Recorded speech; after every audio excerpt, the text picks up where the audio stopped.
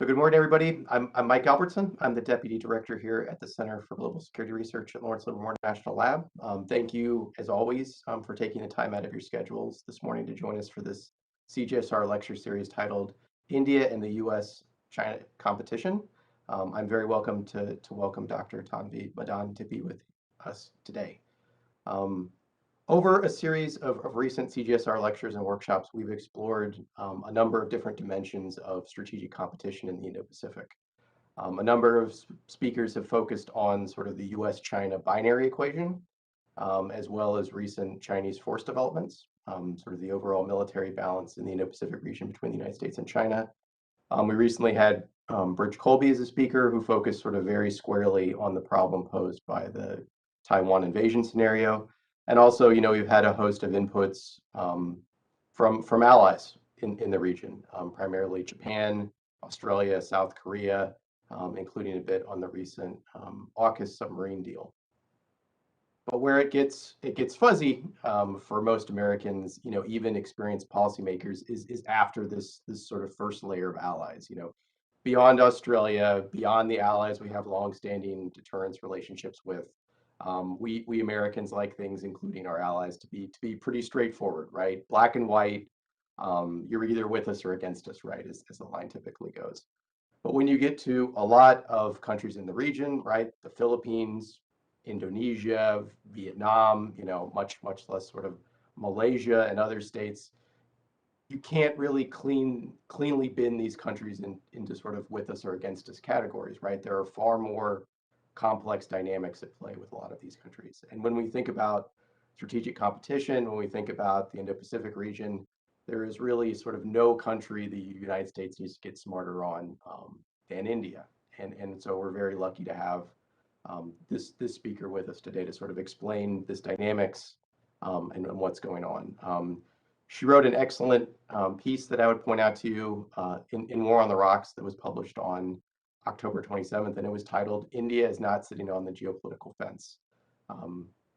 She makes this broader point in the article that, in contrary to sort of what the US thinks, sometimes it's sort of the India needs to pick a side and make a decision. India is making geopolitical choices. Those are increasingly in line with the United States. India is participating in the Quad. India is improving its relations with countries like Japan, Australia, and so on and so forth. I'm not going to summarize the entire article, but I'll put the link here in the chat function so people can read it as they go along, because it's a wonderful article. It explains things in a very sort of quick and easy to understand fashion for people who are not necessarily familiar with everything going on in the US-India-China relationship right now. I'll just say a little bit about the author. She is a senior fellow in the Project of International Order and Strategy in the Foreign Policy Program. She's also director of the India Project at the Brookings Institution in Washington, D.C. Her work focuses on India's role in the world and its foreign policy, focusing in particular on India's relations with China and the United States. She also researches the U.S. and India's approaches in the Indo-Pacific and the development of interest-based coalitions, especially the Quad, which is made up of Australia, India, Japan, and the United States. She's authored a number of publications on India's foreign policy, cited in media outlets like the Associated Press, The Economist, Financial Times, New York Times, Wall Street Journal, and Washington Post. She's appeared on just about every reputable news show. And I would just highlight that she's also the author of a book that came out from Brookings Institution Press in 2020 called Fateful Triangle: How China Shaped U.S.-India Relations during the Cold War. Her work now, I think she's going to talk a little about today, focuses on sort of a book project on the recent, past, present, and future of the China-India-U.S. triangle, and a monograph on India's foreign policy diversification strategy. She has a doctorate in public policy from the University of Texas at Austin and a master's degree in international relations from Yale University. A little bit about the ground rules of the discussion for those who aren't familiar with this. She's going to talk for about 30 to 45 minutes, as our speakers normally do. That will be sort of on the record. We'll then open the floor up for an off-the-record moderated discussion. If you could raise your hand electronically or submit your questions in the chat function as the discussion goes along, that will help me to sort of hit the ground running as soon as she finishes her remarks. So Tanvi, thank you so much for taking the time to be with us today. I'm very excited about the topic. This is something I certainly want to get smarter on, and over to you for the discussion. Thank you so much, Michael, and thank you to the center, to Dr. Roberts, particularly also thank you to Katie Thomas for helping set this up. And I know I owe a word of gratitude to Dr. Brandon Williams as well, who I think flagged that I should be somebody who you should consider listening to. So I do appreciate that. Michael set me up very, very well, because what I'm going to do is kind of elaborate on that War on the Rocks piece that I wrote, to talk a little bit about how kind of India sees unfolding US-China competition, and make the case that this is going to require different choices from India than it has used to make in the past, particularly during the Cold War. And it is already making some of those choices, and I suspect it will make more of them. And I'll talk a little bit about why it is today making choices that it wasn't making in the past. I'm going to do three things during my talk. One, I'm going to lay out why this is a different strategic environment for India to deal with in terms of global competition, or a more competitive environment, particularly one that is different for India from the Cold War. Second, I'll talk about why in particular India's relationship with China is what makes this different, and what it is, how that is driving India to make it towards a very close relationship, or a closer relationship with the US than it has ever had. And I'll focus the third part of the discussion on what India is doing that is quite different than in the past with the US, particularly on the defense security side of the relationship. Let me start with kind of how India sees the environment as different from the past, particularly, as I said, the kind of pre-1990s period. Just like here and in several other countries, India is watching US-China competition very, very closely. And just like here and in other places, Indian analysts and even some officials are comparing this US-China competition, this superpower competition, with US-Soviet competition, and focused on or discussing this question of, is this a new Cold War? Now, this is not surprising for that this discussion is taking place in India too. As India sees it, or many Indians do, you do see certain similarity. Long-term competition looms between two countries with which India has engaged diplomatically and economically. And just as US-Soviet competition did, US-China rivalry will help shape, if not be the primary context of the global and regional environment facing Indian policymakers. And another similarity is that this competition between the US and China is, like a Cold War competition, likely to play out across multiple domains: geopolitical, economic, technological, ideological, as well as across several regional and international institutions. As in the Cold War, countries beyond these two kind of main antagonists will matter to the broader balance of power, and they will try to exercise agency based on their own perceptions of interests. That is, the countries beyond US and China will want to make their own decisions, as India always has. And India will seek to do so again. Just like in the past, Indian policymakers will try to maintain as much strategic and decisional autonomy as possible, while ensuring that the country's security and prosperity is maintained. And in part, India will do this by playing a role on the global, and an active role on the global and regional stage to shape India's environment. It will not stay aloof, as it did not during the Cold War, contrary to sometimes conventional wisdom. Also, as India did during the Cold War, Delhi will try to some extent, use US-China rivalry, as it did US-Soviet rivalry, to elicit benefits for itself from both of the rivals. And it will also try to use this more competitive environment to derive benefit from other major powers who are concerned about China and uncertain about the US in terms of its commitment, but also its potential reliability down the line. Also, during the Cold War, India will hope that US-China competition does not escalate to conflict or destabilize India's neighborhood. For India, this could complicate their development objectives and also force them to make choices that they don't want to make and aren't ready to make even today. But Delhi will also, and perhaps to a greater extent, worry, just as it did when the US and Soviet Union would cooperate or at least communicate and have dialogues. India will worry about potential cooperation between China and the US that could adversely affect India's interests, including by constraining its choices. There are also a couple of other similarities that India sees. Another aspect similar to the Cold War will be that Delhi will be concerned that Washington or Beijing will deepen ties with India's rival. So it will worry not just about US-China competition, cooperation, but that also worry about either of those countries engaging very deeply with Pakistan. At the moment, that is usually more China than the US, but India will worry even about potential US-Pakistan cooperation that might happen not because of, say, Afghanistan necessarily, but because of this more competitive Indo-Pacific environment.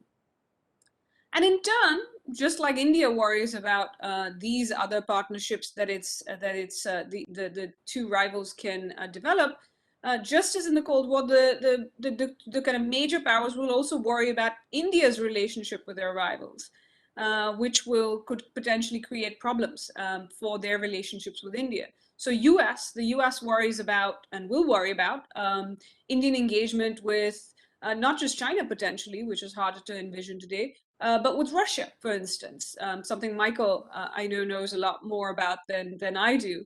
And China will worry about Indian engagement with the US, with Japan, with Australia, and a range of others. You'll also see, and indeed are already seeing, another element for India that they saw in the Cold War, which is that Delhi will seek to kind of work with other countries to help other kind of middle or major powers to help navigate US-China bipolar competition. And it will do so because working with these other countries, whether that is Japan, whether that's Australia, whether that's France, this helps create space for India. It gives India options, and I'll come back to this and who the countries are and what it does for India. But you're going to see an intensification, not just of India-US relations, but India's partnerships with a number of these other countries. Having kind of laid out some of the ways that India will see this competition, this US-China competition, and perhaps approach it in some similar ways to what it had to experience and deal with in the Cold War, there are significant reasons why, for India, this competitive era is different from the Cold War. That is why US-China competition is different for them as they see it from US-Soviet competition, and it offers different challenges and opportunities to Delhi. The one way that this is different is compared to the Cold War. Today's two major competitors, that is the US and China, are more intertwined and interconnected, particularly economically. And in some crucial ways, they are more interdependent on each other than they are with India. So we can, talk about details, but if you compare, for example, U.S. foreign defense investment, foreign direct investment in China versus the versus India, it's more than double the amount of investment that it has in India. Trade, for example, U.S.-China trade dwarfs U.S.-India trade by about almost 5 times. And definitely India-China trade, which is even less than U.S.-India trade. For India, this idea of US-China interdependence will continue to fuel Indian foreign policymakers' worries of a potential US-China condominium, that the US and China will strike a deal, what's called the G2 problem from their perspective, that this will, down the line, materialize. Even though today this seems a remote possibility, it is something that will stay at the back of their mind. And I can talk about why in detail if you'd like in Q&A, but this is something they will worry about. On the flip side, there is also a recognition that interdependence between China and the US can also magnify frictions and expand the battle space between the US and China in ways that could either benefit or harm India's interests. On the one hand, Delhi shares many of Washington's and Europe's concerns about Beijing's economic policies and practices, including lack of reciprocity. And a collective or coordinated approach in this regard towards China is much more likely to be effective than any changes that Delhi can seek alone from China. And you see some of this coordinated action at the WTO with the US and a number of like-minded countries, including India, recently. On the other hand, Delhi will also watch closely how any kind of, when it thinks about the frictions that interdependence could bring between the China and US, Delhi will closely watch how any kind of Sino-US, if not decoupling, disentanglement plays out economically. This could benefit India if American and other companies from G7 countries see India as an alternative to China. But if couched or applied broadly, some American trade, investment, and even immigration policies that are sparked by China competition could adversely affect India too. And we saw this with some of the steel tariffs, for example. And there are also kind of implications of this interdependence, as well as the frictions that have been come about, not just in the economic space, but the technology domain, where fragmentation of the digital space as a result of US-China competition will require India to make starker choices than it had to make in the Cold War, when technology was kind of more high technology rather than kind of everyday communications, internet, etc. technologies that will be the case today. So that's kind of how Sino-US interdependence makes this difference, a different kind of competition for India. The second way India thinks about this competition as different is the configuration of power in the world. The global configuration of power is different today. Hence the debate about bipolarity versus multipolarity is the best descriptor for the present and likely future context. And there are several kind of major and middle powers, particularly in Asia, that are prevalent. And while many of these other powers, including India, might be more like-minded with the US, they also have ties with China as well. And most have not joined and do not want to join one bloc. For India, this will make in some ways for a larger landscape of like-minded countries with which it can work. And these other powers can help it retain some amount of or more strategic autonomy, in part through allowing India to diversify its portfolio of partners. It essentially gives India more potential partners in line with its own objectives. But it will worry also about how some countries, so for example, it worries about certain European partners that their interdependence with Beijing, particularly economically, limits how far and fast some of them will go with India, especially on the defense and security side. A third kind of difference related to the different configuration of power in the world today from India's perspective is that today, as US-China competition is unfurling, India's own power and position are different. Delhi did play an active role in the Cold War in Asia and even globally during the first decade and a half, particularly of the Cold War. But there was a sense that India was kind of punching above its weight. And if you actually go back to the kind of 1947, when President Truman gave his kind of famous speech, the US government at that time considered India to be in the category of least important countries in the world as it's thought about evolving US-Soviet competition. Today, India is a state that has one of the largest militaries in the world, nuclear weapons, an economy that is larger than 3 of the P5 countries, that has made it an aid donor rather than a major aid recipient, as it was during the Cold War. It's also a member of a number of key global and regional institutions, and is a country that has been actively sought out as a partner, not just by the US, but by other countries. And this position gives India more space in this competition, but it also makes kind of staying aloof or on the fence and away from kind of staying isolated from key discussions and debates more difficult. So it doesn't really have a choice about engagement. It is a necessity. And this necessity is even more so by something that India cannot change, which is another thing that makes US-China competition different, which is the geography of this competition. That difference is that Asia, or the Indo-Pacific, if you prefer, is likely to be, is the primary theater for this competition that's playing out, not a secondary or an associated one as it was during most of the Cold War. In this case, one of the kind of great power antagonists is India's neighbor, China. And unlike the Cold War, when the two main competitors, the US and the Soviet Union, were relatively distant actors. Part of Delhi's approach in the Cold War was to try to resist the competition spilling over into South Asia and the Indian Ocean region. But today's Sino-US competition is literally taking place at India's doorstep. And that proximity, again, makes sitting the competition out, as some have suggested, an unrealistic option for Delhi. But having said that, having China as a neighbor also shapes India's perception, not just of the Chinese threat, but also makes them understand that they are more vulnerable to a different kind of leverage than either of the superpowers had with India during the Cold War, which is China can put pressure at their kind of neighboring country. Another kind of difference from the Cold War is the Moscow factor. For most of the Cold War, India found a willing partner in the Soviet Union.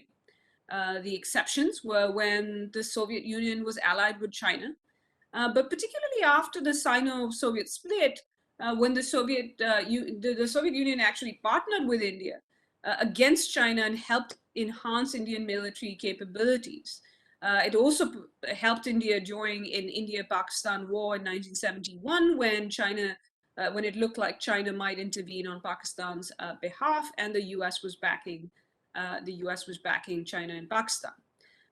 Today, though, and that was during the Cold War, and the Soviet Union also helped India kind of diversify or play one off against the other, maintaining that relationship between the US and Soviet Union.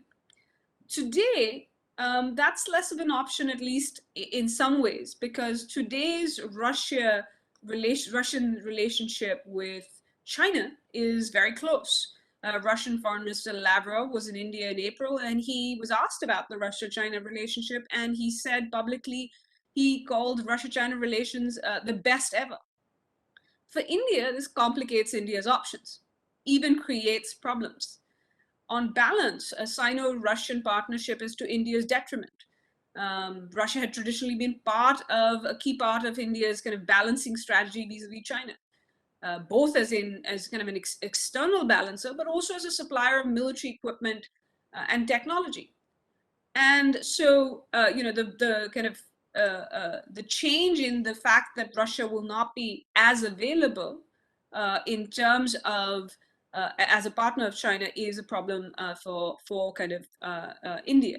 Now, the hope in India is that at best, what can be expected, and their hope that Russia will at least stay neutral, that it will not put its thumb on its scale for China, but it does nonetheless worry about this in a way it never worried about Russia-China relations, particularly in the second half of the Cold War. The hope in Delhi has been that, as in the Cold War, eventually China and Russia will split and their frictions will come to the fore. But for India, timing matters, and the prospect of such a split in the near term, even from their perspective, are fairly dim. On kind of China, Russia, India divergences are actually more stark than they used to be in the past. For India, the solution is that the US and other Western countries should have a rapprochement of sorts with Russia, or at least stabilize relations. But they're also quite realistic about what this will achieve. They expect Russia and China's relations, at least in the short term, to continue to grow. Finally, and I think this is the most crucial reason I think this is a very different competition for India as it looks at US-China competition than it did in the past, is the factor of India's relationships with the two great power competitors. During the Cold War, India maintained ties with both Washington and Moscow. Delhi had certain differences with both countries, but these were not fundamental disputes or conflicts of interest. Today, the nature of India's relationships with the US and China are different. Their breadth and depth are different, whether you look at diplomatic, defense and security, economic people-to-people ties, cooperation in regional or global institutions. India's relationship with the US is far closer than it is with China, and in some of these domains, it's even non-existent with China. But more fundamentally than that, perhaps the most significant difference for India is that it has major problems today with one of the two great power rivals. On the one side, you have China, which alone and in conjunction with Pakistan is India's most significant external strategic challenge. China and India, and I'll talk a little bit more about this, have fundamentally different views of both the Indo-Pacific region and the US role in it.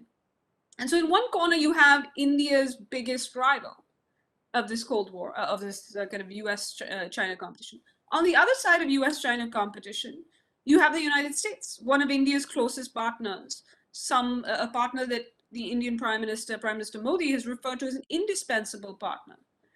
And it has become a close partner in part because it is part of the solution for India to its China problem.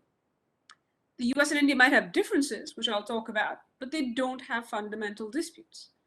And particularly the deterioration of the China-India relationship has led to India to an even closer relationship to the US that has been building over 20 years, but I think you've seen significant movement even in the last 2 years alone.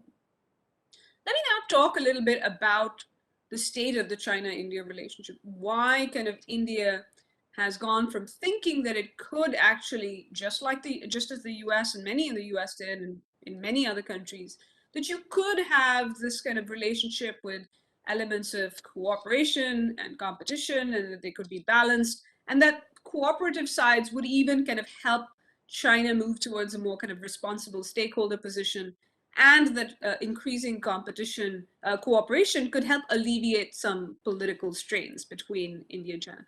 Why has India moved away from that perspective, and why has it opened the door for a closer relationship with the US? When I used to talk about kind of India-China relations, I would say, it's the good, the bad, the ugly. There are elements of cooperation in India's relationship with China, but also competition and potentially conflict. And that India's approach essentially could be just towards kind of managing that China relationship. And these three elements was competitive engagement. Today, I would actually say we have moved to India's approach being competitive coexistence. Over the last year and a half in particular, the competitive aspect of the relationship has dominated. And there has even been conflict with a boundary crisis that started in March, or rather kind of April, May 2020, and continues to this day. India has seen China as a geopolitical challenge since the late 1950s. And they even fought a war in 1962. But while since then, the degree of threat perception has varied over time, there have been different approaches taken, you have seen a fairly consistent element of Indian foreign security policy making be kind of seeing China as a challenge. But as I said, it has varied over time in terms of how much of a challenge. Over the last decade, the sense in Delhi has been that the competition and the challenge that China has posed has intensified, both kind of in intensity, but also in scope. And just over kind of a little bit over kind of the last decade, they see kind of the change in Beijing's behavior from the 2008-2009 period, where they believe they saw a more kind of assertive China post the global financial crisis. They saw it as a country that was less willing to bide its time and hide its capabilities and intentions. On the bilateral side, they particularly saw this in the context of the key difference between the two countries, if not the key dispute between India and China, which is their boundary and territorial dispute and competing claims. India and China have the longest undemarcated boundary in the world. As I said, they have competing claims. China claims what the US recognizes as the Indian state of Arunachal Pradesh. And India claims Aksai Chin, which is a plateau towards kind of the western side of their border, which China possesses. The US has not taken because the claims there are disputed, the US has not taken a call on or said that it recognizes either side's claims in that sector. Since Xi Jinping's ascension across this in 2012, before that, in the 25 kind of years before that, you had seen relative calm at the border between the two countries, and this had been bolstered, if not kind of facilitated and created. This kind of calm had been generated by a series of 5 agreements that the two countries had signed over a 20-year period. The last one was signed in 2012 or 2013. But since Xi Jinping has come to power, there have been 4 major incidents at the boundary in 2013, in 2015, in 2017 at the Bhutan-China-India tri-junction, and now this ongoing crisis in 2020. So this is the 4th such major crisis. In each case, India has accused China of unilaterally trying to change the status quo at the boundary. The recent crisis is the most serious that we have seen since the two countries have fought a war in 1962. Delhi sees the PLA as having unilaterally changed the status quo at multiple locations rather than just one, as was the case in those previous crises. The crisis has involved the first fatalities in 45 years between the two countries at the border, and the first shots fired at the boundary in decades. We've also seen in this crisis larger deployments from both militaries, and they remain forward deployed even a year and a half later. At 2 of the contested locations, the 2 militaries did disengage earlier this year, but they continue to face off at other locations. And moreover, recently it's become evident that the talks have stalled. China says that it will not kind of return to status quo ante, and that is the Indian demand, at least privately so. China wants to go back to kind of the broader relationship and says, let's put these boundary incidents aside. India says in these talks that the broader bilateral relationship was based on peace and tranquility at the border, and this border crisis and the Chinese steps have disturbed that calm and stability at the border, and so they can't go back to the broader relationship without some of these steps being reversed. And essentially, this all has led to China-India relations being at the lowest point since that 1962 China-India war. Both the boundary crisis and China's handling of COVID have hardened Indian views of China. And that has been the result of this. And many of these impacts are getting locked in the longer and solidified the longer this crisis continues. The Indian government sees Beijing as having violated the boundary agreements that I mentioned, and think that it cannot be trusted to stick to any commitments or agreements. And so you've seen kind of 5 effects of the boundary crisis itself on how India is, both India is interacting with China, but also in terms of its broader foreign policy. One is at the border itself. On the ground, the fact that the Indian government does not now believe that China will follow the commitments it has made through previous agreements, this is going to fundamentally, and has already had the impact of meaning more forward deployed troops at the China-India boundary, because Delhi will be constantly concerned that Beijing will try to grab more disputed territory in the future. So additional salami slicing. Second, I think you've seen the impact already, and you will continue to see it on India enhancing its military capabilities and posture. We've already seen some changes in terms of acquisition of military equipment, implementing long-planned military reforms, particularly in terms of jointness. You've seen India, for example, dual hat one of its division that was focused on Pakistan and getting it to focus on China. And you've seen a few other steps that I can talk about if you're interested in details. And it's particularly been an enhancement of ISR capabilities for verification purposes at the border. The crisis is also, I think, the third impact you've seen is in terms of the debate in India on China. The way I often think about it is if you think about what the debate was, which was there were people arguing for a closer, more engaged relationship with China. Today, there is very little, if any, debate on China within the Indian strategic community. To the extent there is a debate, it's about how far and fast to move towards the US. The China crisis has weakened the hands of those in the Indian government who had been arguing that greater economic engagement with China would alleviate political strains. And it has accelerated Indian concerns about India's societal and economic exposure to China and the vulnerabilities. And because of that, you have seen changes in a fourth area, which is domestic policy changes that India has put in place. India has put in place a series of measures over the last kind of year and a half that restricts or increases scrutiny of Chinese activities in a number of domains in India, including economic, technology, telecommunications, public diplomacy, and education sectors.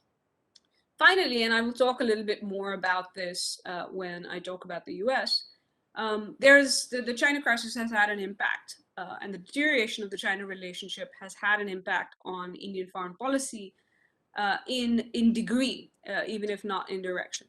It has led to a doubling down of partnerships with the US and other like-minded countries, particularly as India recognizes the capabilities gap that China and India have, and that it cannot tackle the China challenge on its own.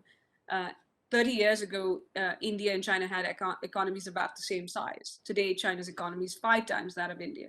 And it has the kind of follow-on impacts on defense budgets as well. What happens kind of, if, for example, the border situation stabilizes, if somehow those talks get going, if there's a new agreement, etc.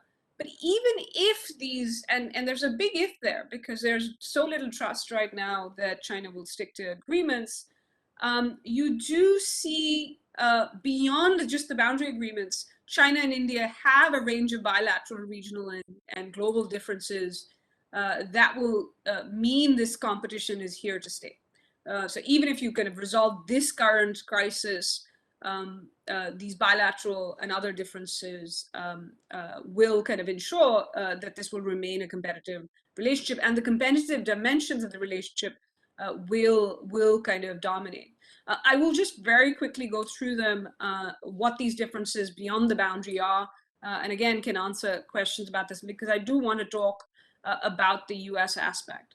Just in terms of the China-India relationship on the bilateral side, along with the boundary, something very related to that one difference is on Tibet. China particularly has suspicions about the presence of the Dalai Lama and Tibetan refugees in India, and they see it as very much kind of linked with the boundary issue. There's also a dispute or difference over the sharing of the Brahmaputra River, which starts on the Tibetan plateau and goes into kind of India and Bangladesh. And so they have had differences on that, particularly, and there are concerns in India now about with hydrological data sharing and issues related to that, and that China could down the line use it potentially as leverage in conflict. A second set of bilateral differences is on the economic side. One of the things that had changed for the better in the China-India relationship had been a growing economic relationship. But what you've seen is that even that has ended up becoming a source of friction, and partly because it's a pretty unbalanced relationship. Whether you look at trade, tourism, investment, you do see kind of India, for example, it has a huge trade deficit with China, and it's very much more kind of increasing Indian dependence on China than vice versa. And so you do see kind of in India that this has become a source of difference because of concern about Indian vulnerability to Chinese coercion down the line. and they watch what has happened with the Philippines, with Korea, with Australia, and this is where they worry about kind of economically that China would buy up Indian technology companies and Indian dependence in certain sectors, whether pharmaceuticals, solar, etc. But they also worry about kind of societal exposure, whether that's influence ops, as well as kind of shaping the media environment and the narrative environment in terms of what they think of as Chinese propaganda. So those are the kind of bilateral differences. Regionally, the kind of big difference that China and India have had is, or at least India has had with China, has been the China-Pakistan relationship, which has been building since the 1960s and has been deepening in recent years. India sees China as having helped build up its other main rival, in part to contain India and keep it in a South Asia box. And it sees China as having helped Pakistan build conventional missile and nuclear capabilities, and now is also kind of deepening its relationship through the economic, on the economic side, through the China-Pakistan economic corridor. But India doesn't just worry about kind of CPEC, this kind of aspect of the Belt and Road Initiative. It has been worried about expanding Chinese presence and influence in India's territorial and maritime neighborhood, both through Belt and Road Initiative, but even beyond, and not just concerned about the economic impact of those kind of that presence in other South Asian countries and Indian Ocean states, but also the strategic and political implications that and the influence that that gives China. Broader than kind of concern about China's involvement in South Asia, I think a fundamental difference between China and India is that they just have very different visions of the region from India's perspective. Delhi sees China as wanting wanting a unipolar Asia dominated by China, where it sets the rules. But India wants a multipolar Asia. And they worry about that a unipolar Asia will only see more of the problems they've seen, which is a China that's challenging the rules-based order and unilaterally changing the status quo as it has in the ADIZ in the East China Sea, island building in the South China Sea, but also what it sees as its moves at the India-China border. And then finally, you do see differences between India and China on the global side as well, on the global stage as well. This had been a subject of convergence. They used to work together on trade, on climate change, on cyber governance. But in each of those domains, it's actually become a more contested relationship on the multilateral side. Moreover, India thinks China is actively trying to block India's rise and representation in various and its interests in various international institutions.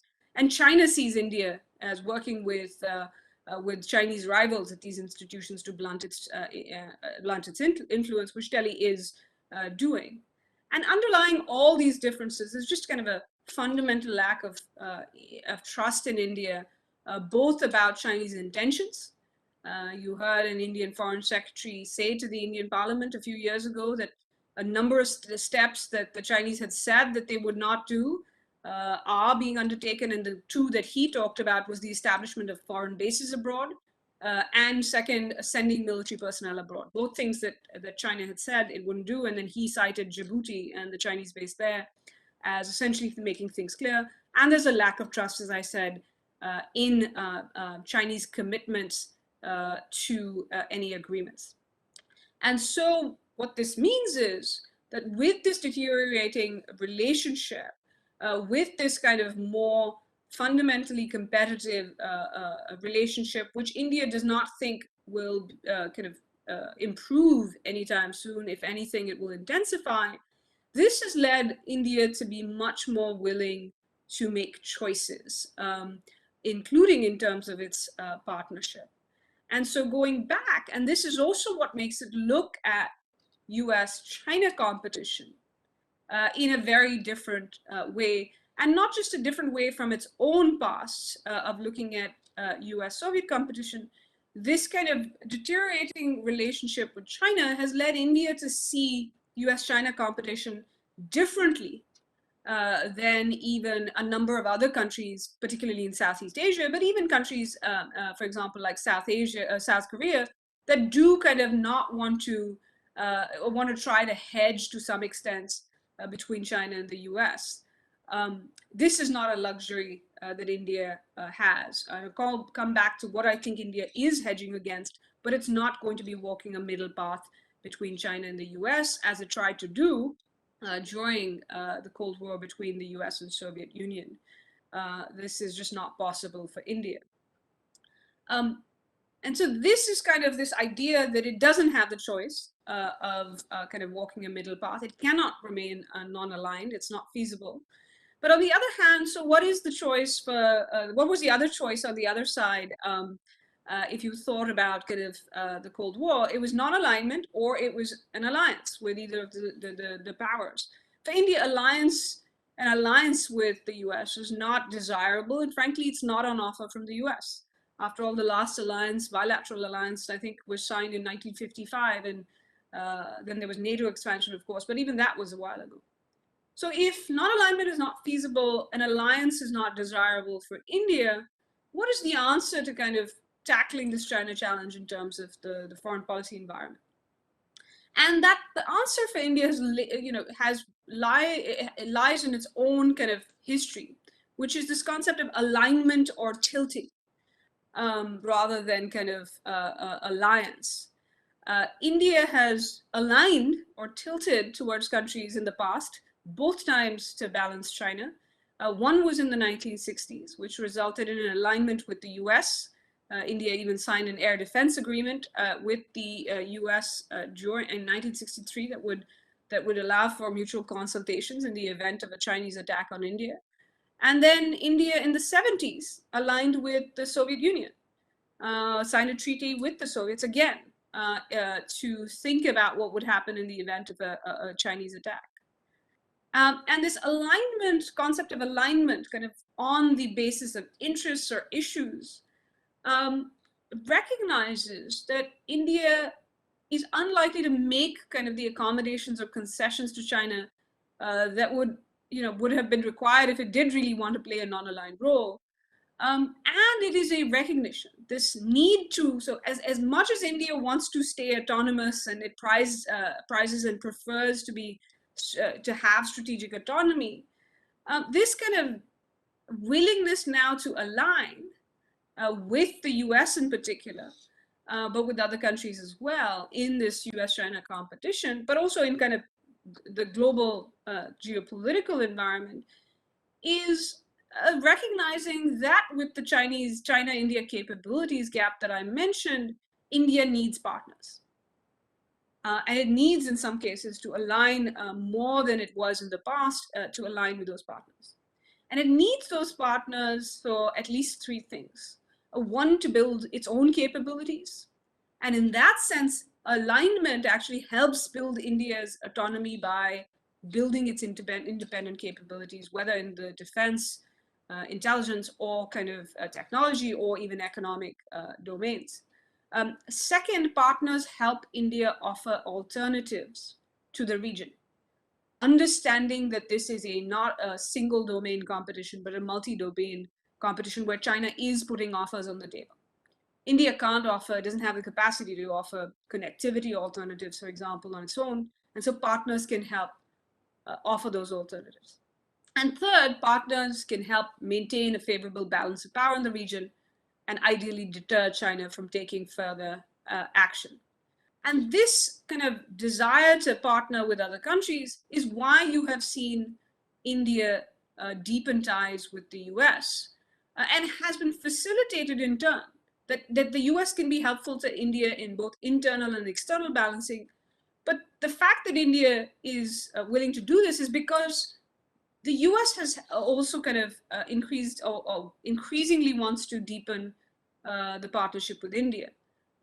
For multiple administrations now, you have, since the Bush administration in 2001, you have seen on a bipartisan basis, the Bush administration, the Obama administration, the Trump administration, and now the Biden administration see India as useful vis-a-vis China. useful to the US in the competition with China in at least three ways in different degrees.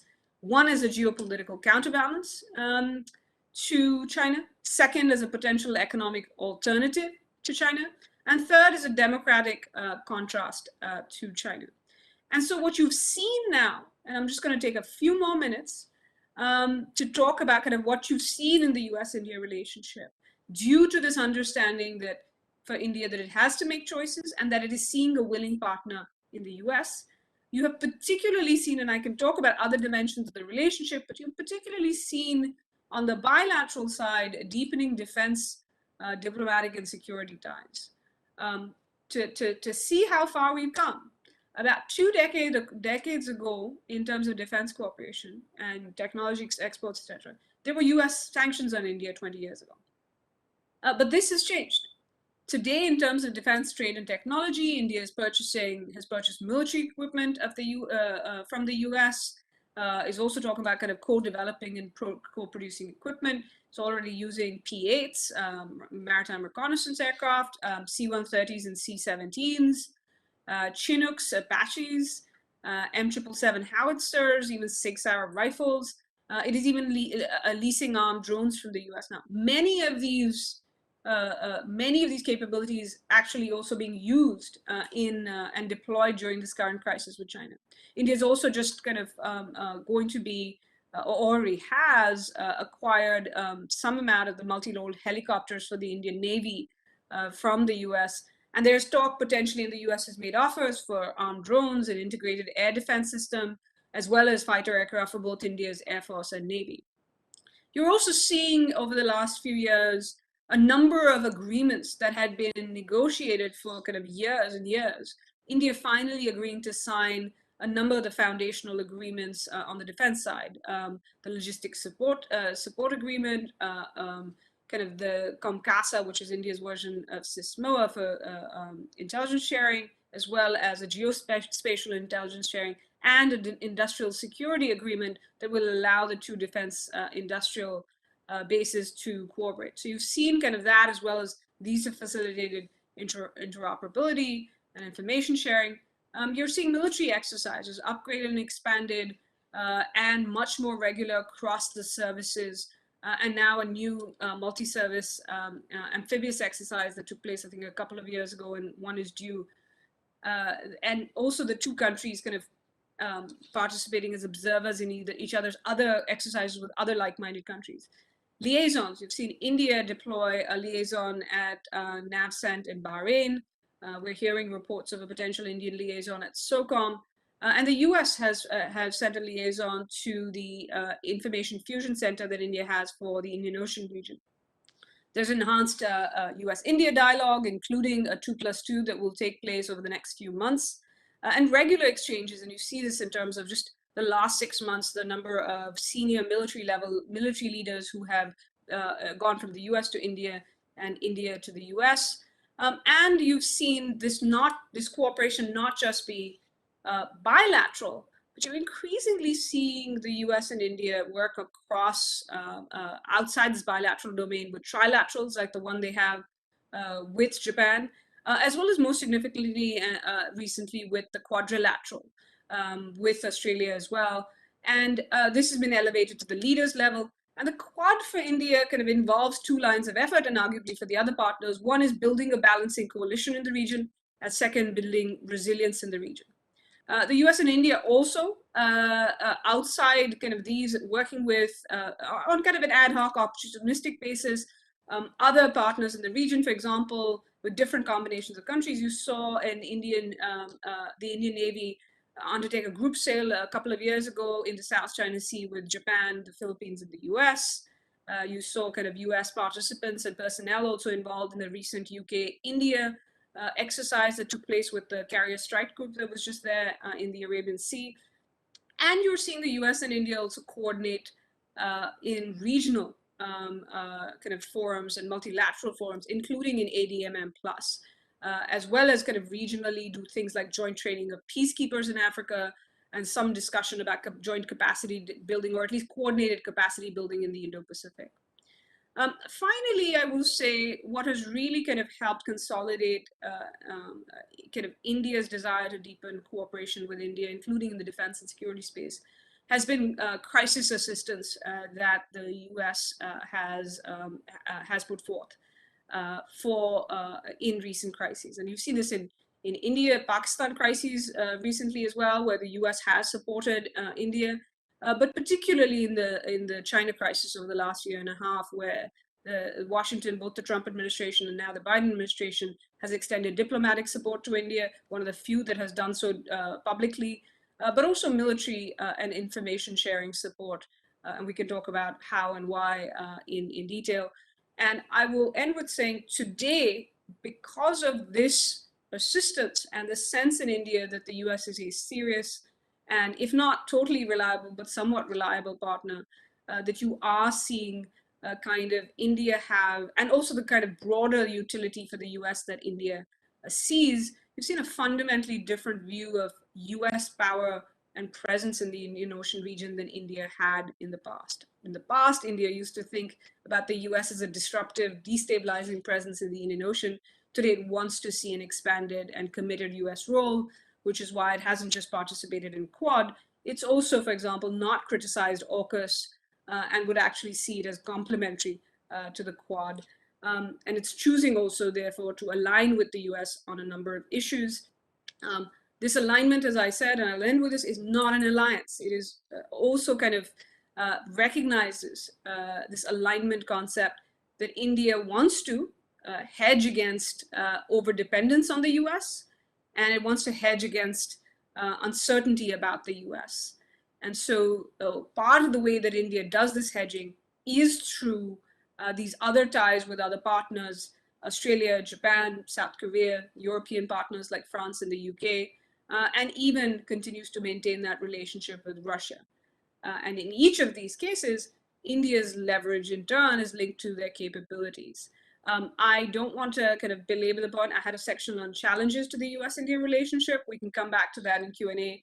But I know I'm already kind of 5 minutes past my my talking time, so I do want to engage in your questions, and so I'll stop right there. Perfect. Thank you, Tanvi. That gave us a rich amount for the discussion, I think.